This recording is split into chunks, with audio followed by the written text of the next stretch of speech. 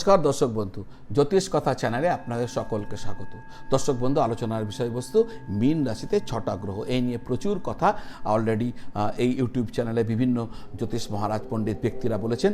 আমারও কিছু কথা বলার আছে, তাই আপনাদের সামনে এই নিয়ে একটি ছোট্ট অনুষ্ঠান উপস্থাপিত করতে চলেছি। 29শে মার্চ 2025 6টি গ্রহ মীন রাশিতে একত্রে অবস্থান করবেন, যা এক অভূতপূর্ব সমাবেশ, যা বিভিন্ন রকম শুভ অশুভ যোগ তৈরি করবে এবং মানুষের জীবনে নানা রকম প্রভাব নিয়ে আসবে।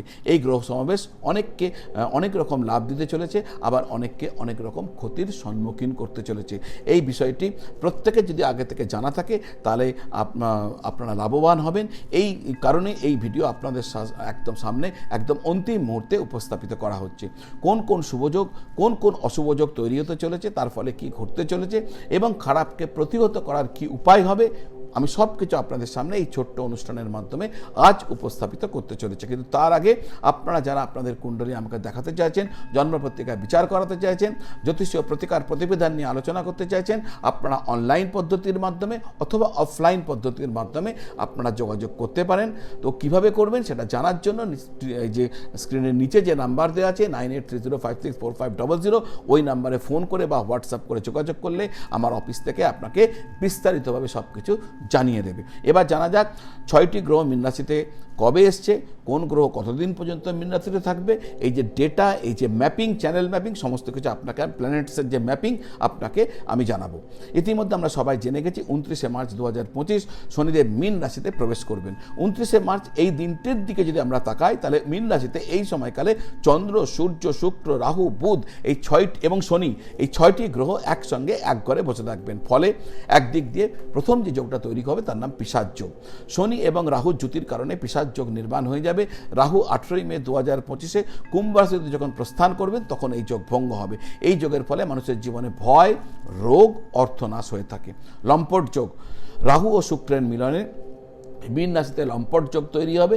এই রাশিতে সূর্যগ্রহণ এবং শনির গোচর হওয়ার কারণে এই যোগের প্রভাব আরও মারাত্মক হয়ে যেতে পারে। লম্পট যোগের কারণে দাম্পত্য ও প্রেম জীবনে সমস্যা দেখা দিতে পারে। 18ই মে 2025 রাহু কুম্ভে চলে গেলে এই যোগের প্রভাব শেষ হয়ে যাবে।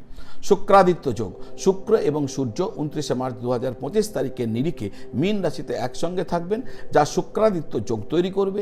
এই যোগ গঠনের কারণে কিছু কিছু রাশি শুভ ফল পেতে পারে, আবার কিছু কিছু রাশি অশুভ ফল পেতে পারে। 14ই এপ্রিল 2025 রবি মেষ রাশিতে চলে গেলে এই যোগের প্রভাব শেষ হয়ে যাবে। বোধাদিত্য যোগ 29শে মার্চ 2025 তারিখের নিরিখে মীন রাশিতে সূর্য ও বুধের মিলনের কারণে বোধাদিত্য যোগ মীন রাশিতে ঘটবে। এই যোগের কারণে কিছু মানুষের জীবনে শুভ ফল পাওয়া যাবে। ছাত্রছাত্রীরা পড়াশোনার যারা সিরিয়াস থাকবেন তারা যথেষ্ট ভালো পরিণাম পাবেন। 14ই এপ্রিল 2025 রবি মেষ রাশিতে চলে গেলে এই যোগের প্রভাব শেষ হয়ে যাবে। অমাবস্যা যোগ, সূর্য এবং চন্দ্র মীন রাশিতে থাকার কারণে 29শে মার্চ অমাবস্যা যোগ তৈরি হবে। এই যোগে দান এবং পবিত্র নদীতে স্নান করলে জীবনে শুভ পরিণাম পাওয়া যাবে বলে মনে করা হয়। 30শে মার্চ 2025 বিকেল 4:33 পর এই যোগ শেষ হয়ে যাবে।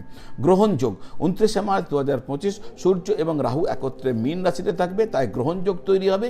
এই যোগ গঠনের ফলে সম্মান নষ্ট হতে পারে, অপযশ ভোগ হতে পারে, আত্মবিশ্বাস কমে যেতে পারে, দাম্পত্য জীবনে সমস্যা ভোগ হতে পারে। 14ই এপ্রিল 2025 মেষ রাশিতে যখন চলে গেলে এই যোগের প্রভাব শেষ হয়ে যাবে। যে যে রাশির মানুষদের সাবধান থাকা উচিত সংক্ষিপ্ত সারে সেটাও আপনাদের সামনে আমি উপস্থাপিত করছি। মেষ রাশি, আপনাদের দ্বাদশ ঘরে 6টি রাশি একসঙ্গে, 6টি গ্রহ একসঙ্গে থাকবে, যার ফলে আর্থিক সমস্যার সম্মুখীন আপনি হতে পারেন। ক্যারিয়ার সম্পর্কিত বড় সিদ্ধান্ত নেওয়া থেকে আপনাকে বিরত থাকতে হবে। সিংহ রাশি, এই রাশির অধিপতি গ্রহ হলো সূর্য। 29 তারিখ সূর্য গ্রহণ ঘটবে, তাই সিংহ রাশিদের জাতক জাতিদের কনফিডেন্স নষ্ট হয়ে যেতে পারে। নেতিবাচক চিন্তাধারা আপনাদেরকে ঘিরে ধরতে পারে, সাবধান থাকবেন। তুলা রাশি, আপনার শত্রুর ঘরে 6টি গ্রহ একসাথে অবস্থান করবে, তাই আপনার প্রতিপক্ষ থেকে আপনাকে সাবধান থাকতে হবে। খারাপ সঙ্গ এড়িয়ে চলুন, না হলে ক্ষতি হতে পারে। কোনো পুরনো রোগ আপনাকে বিরক্ত করতে পারে। ধনু রাশি, আপনার রাশির চতুর্থভাবে সূর্যগ্রহণ হবে, এছাড়াও 6টি গ্রহ একসঙ্গে থাকবে, তাই ধনু রাশির লোকেরা পারিবারিক জীবনে সমস্যার সম্মুখীন হতে পারেন। মায়ের স্বাস্থ্য খারাপ হতে পারে। স্থাবর সম্পত্তি কেনা থেকে বিরত থাকবেন। যানবাহন ব্যবহারে সতর্ক হবেন।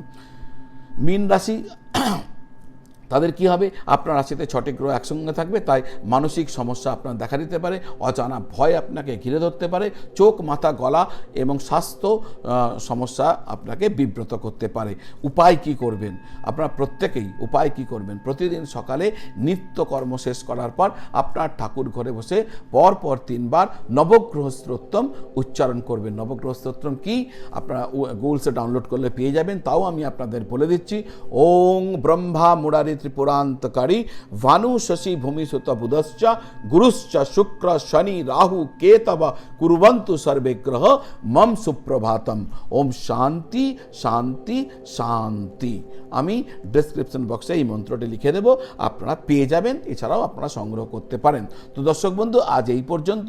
কন্টেন্ট ভালো লাগলে যারা এখনও চ্যানেলটি সাবস্ক্রাইব করেননি, আমার বিনম্র নিবেদন চ্যানেলটি সাবস্ক্রাইব করে বেল আইকন প্রেস করে দেবেন। আত্মীয় বন্ধু বান্ধবদের সাথে এই ভিডিও শেয়ার করবেন, তাদের কাজে লাগতে পারে।